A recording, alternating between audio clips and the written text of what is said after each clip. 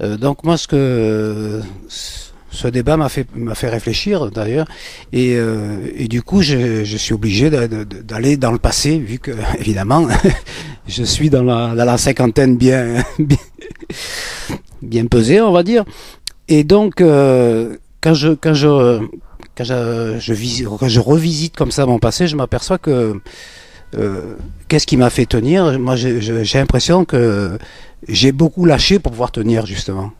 C'est-à-dire que chaque fois, il m'est arrivé des choses, des événements qui font qu'à un moment, je me suis dit, bon là, il faut que tu lâches. Tu vas pas tenir, tenir, tenir. À un moment, il faut que tu lâches. Et le fait de lâcher, ça m'oblige à aller vers ailleurs et à reconstruire autre chose. Et je me rends compte que, en fait, toute ma vie, ça n'avait pas été de tenir, c'était sans arrêt de lâcher pour rebondir sur autre chose chaque fois. Je parle de ça par rapport aux valeurs, c'est-à-dire qu'il y a des valeurs que j'avais, que j'ai plus, qui ont disparu. Et aujourd'hui, je me rends compte que les valeurs, on ne sait plus où elles sont. Par exemple, si je prends la valeur travail, je me souviens quand j'étais jeune, la valeur travail, c'était quelque chose, quoi. Quand on travaillait, on était inscrit dans la société, on était on construisait la société avec les autres. Aujourd'hui, la valeur travail, on ne sait plus trop ce que ça veut dire. Je me souviens que mes élèves, quand je leur demandais, puisque maintenant je suis à la retraite, quand je leur demandais qu'est-ce que tu veux faire comme travail, ils me disaient, ben, moi je veux gagner 650 euros par mois. J'ai dit, ouais, mais ça c'est pas un travail. Ils me dit, mais je m'en fous, n'importe quel travail, moi ce que je veux c'est gagner 650 euros. Voilà ce que c'est aujourd'hui, la valeur c'est l'argent, c'est plus le travail, quoi. Et du coup, je pense qu'effectivement, avec ça, on peut pas, on n'a plus sur quoi on va tenir, sur quoi? Sur l'argent. L'argent aujourd'hui, on voit que c'est assez volatile, ça veut pas dire grand-chose, quoi.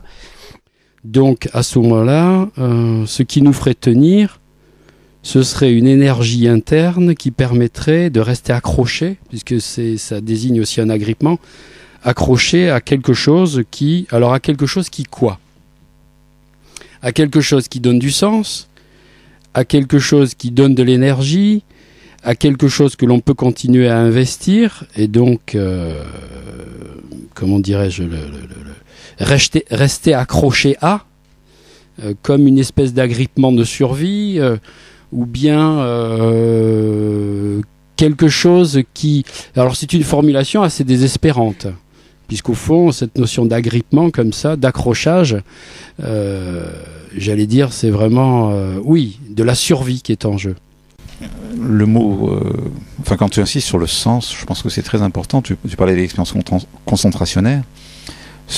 La plupart de ceux qui s'en sont sortis, c'est ceux qui arrivent à comprendre ce qui leur arrivait. Je pense à Primo Levi, par exemple. Oui, mais enfin, il est sorti des camps. Il est sorti bien vivant des camps. Et il écrit plein de livres. Cet homme parlait plusieurs langues. Et c'est ça qu'il a, d'une certaine façon, qu'il a fait tenir. Enfin, qu'il a sauvé, en tout cas. Voilà. C'est-à-dire que je pense que le fait de poser la question, c'est peut-être une des modalités de tenir, de la résistance. Moi, je préfère utiliser le terme de résistance. En fait, en écoutant comme ça, je me dis, alors, tenir, c'est du temps. Enfin, on a parlé un peu d'espace, mais une durée. Et est-ce qu'il y aurait des fulgurances du tenir? Est-ce qu'il y aurait des ailes du papillon, quoi, du tenir? Quelque chose qui serait un tenir à court terme et qui serait pourtant essentiel. Et il me semble que le tenir, ce n'est pas que survivre. Enfin, peut-être, si on dit tenir autour de s'accrocher. Hein. Mais il me semble que tenir, ça devrait pour moi, il me semble, que ça renvoie à quelque chose qui permet de se transformer, d'avancer, on l'a dit, une dynamique, de se métamorphoser, voire. Et peut-être c'est pas pour rien que j'ai parlé de devenir mère, où il me semble que c'est de l'ordre de la transformation de soi dont il est question, où quelque chose se perpétue et se transforme. Alors je me dis, au fond, est-ce qu'on peut dire que Rimbaud a tenu? Hein, On pourrait dire non, on pourrait dire oui. Alors ça dépend ce qu'on a envie de dire par là. Dans ma question, il y avait aussi ça, c'est-à-dire comment, et il y a du lâcher aussi. La création, c'est obligatoire qu'on lâche. On ne peut pas créer sans lâcher. Mais c'est justement parce qu'on va lâcher et qu'on va aller au bout de quelque chose, de l'abandon, où on abandonne nos défenses, où on abandonne des choses pour être à fond dans la création. Le problème, c'est que quand on a une vie de création, on est obligé de faire ça tout le temps, quoi. C'est-à-dire que c'est une obligation de lâcher et de remonter, et de lâcher et de remonter, et de lâcher et de remonter. Et c'est ça qui pour moi, est quand même très difficile, parce que je me dis, qu'est-ce qui fait que j'en aurai encore l'énergie ? Je pense, tu en as parlé Myriam tout à l'heure, au niveau de l'espace et du temps, j'ai peu d'espoir moi sur le sauvetage du monde en fait. Je pense qu'on a entamé un déclin et que ce déclin malheureusement il prendra un certain nombre d'années, mais que comme toute chose il y a un début, il y a une fin, vraisemblablement le monde va finir un jour ou l'autre. Je me dis que je suis arrivé à l'orée de la soixantaine et que j'espère que ce sera le plus tard possible. Donc j'ai peu d'espoir pour qu'on arrive à sauver le monde tel qu'il est aujourd'hui, parce que je pense qu'il y a beaucoup trop d'intérêts économiques en jeu et que ça sera très difficile, voire impossible à surmonter.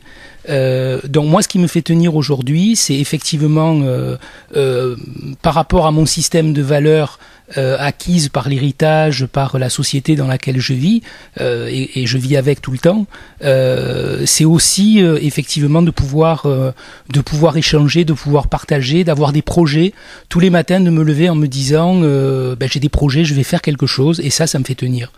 Tenir pour le meilleur, mais pour le pire aussi.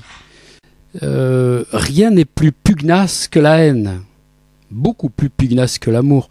On n'est jamais déçu par l'objet de sa haine, jamais, puisque au fond, ce que l'on attend, c'est de venir nourrir sa propre haine. Donc, tenir, c'est parfois aussi être lâche, être vil. On a vu dans l'histoire de l'humanité quand même des gens qui, pour survivre, pour tenir donc, ont pu donner, livrer, trahir, mentir. Et je pense que c'est peut-être ça qui vraiment fait tenir. C'est qu'on innove. C'est pas qu'on crée, qu'on est des créateurs, qu'on fait de la sculpture, qu'on fait de la peinture. On s'en fout de ça. Mais c'est non. Je pense que. Mais non. Mais chacun sa modalité. Non. Mais chacun sa modalité. Il y en a qui écrivent effectivement des livres sur l'art. C'est des créateurs. Ils aident à penser. Je veux dire. Ils pensent sur. Et tu crois que Giacometti, c'était un pur ectoplasme qui avait les doigts comme ça, qui montait la terre glaise.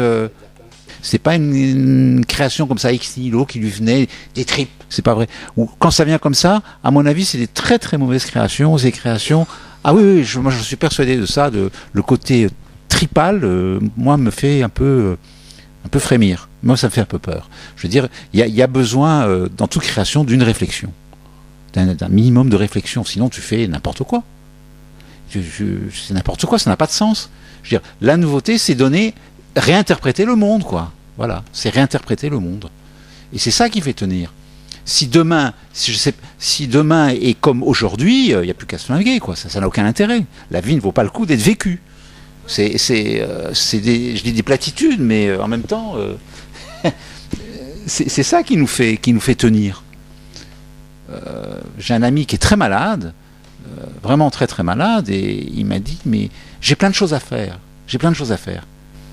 Et en lui il se dit qu'il aura pas le temps de les faire. C'est terrible. Moi, toute la soirée j'ai pensé à cet ami, voilà, et qui tient. Il tient.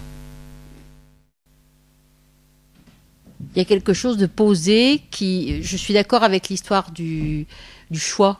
Effectivement, il me semble que quand on a 30 ans, on est plus dans des rapports au choix et qui sont plus douloureux, c'est plus difficile. Quel bon choix on va faire. Maintenant, on sait quel choix on a fait et justement, on le regarde, quoi. On peut le regarder, en tout cas. Ça donne une assise de le regarder. Moi, la chose que je retiens le plus, enfin, qui a été le plus important dans ce qui a été dit, pour moi, ça a été être là. Voilà. Ça, je trouve que c'est vraiment quelque chose qui est tellement difficile et en même temps tellement important, quelque chose auquel mon esprit peut s'accrocher, en tout cas. Le fait d'être là, d'être vraiment là, à chaque fois, chaque jour et dans chaque métier qu'on peut faire. Et aussi dans chaque relation, et aussi dans chaque mouvement qu'on peut entreprendre pour soi ou avec les autres. Être là.